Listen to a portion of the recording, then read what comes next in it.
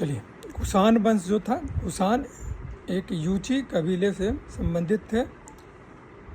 इनकी जो राजधानी थी वो पुरुषपुर या पेशावर थी। कुजुल काडफिसेस इस वंश का प्रथम शासक था।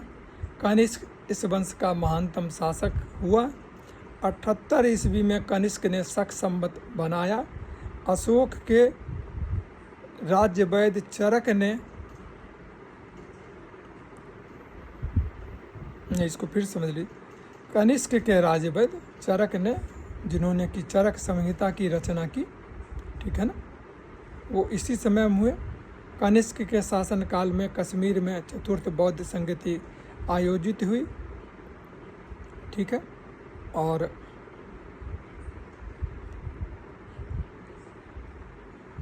एक बार फिर से जो है सो रिकैपिचुलेट कर लेते हैं।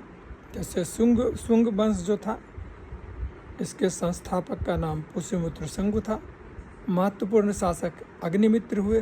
अंतिम शासक देवभूति हुए। राजधानी इनकी पाटलिपुत्र और विदिशा रही। कण्व वंश, इसके जो संस्थापक थे वसुदेव रहे, ठीक है। महत्वपूर्ण शासक भी वसुदेव ही रहे और अंतिम शासक जो थे सुधर्मा थे और इनका वही रहा जो ऊपर था। सातवाहन, इनके जो संस्थापक थे वो सिमुक थे।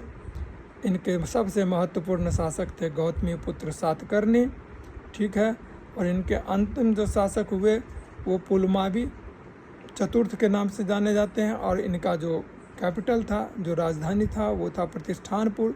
इंडो ग्रीक डेमेट्रियस महत्वपूर्ण शासक इनके मीनांडर हुए, ठीक है। अंतिम शासक इनके हर्मियस हुए और इनका जो राजधानी था वो सियालकोट था। शक, इनके संस्थापक जो थे माउस, और महत्वपूर्ण शासक भी माउस ही थे।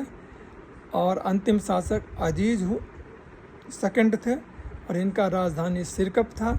उसके बाद जो वंश आया चस्टन जो वंश का संस्थापक था। और इसी के टाइम में रुद्रदामन अंतिम शासक, ठीक है ना। उज्जैन जो था सो इनकी राजधानी थी।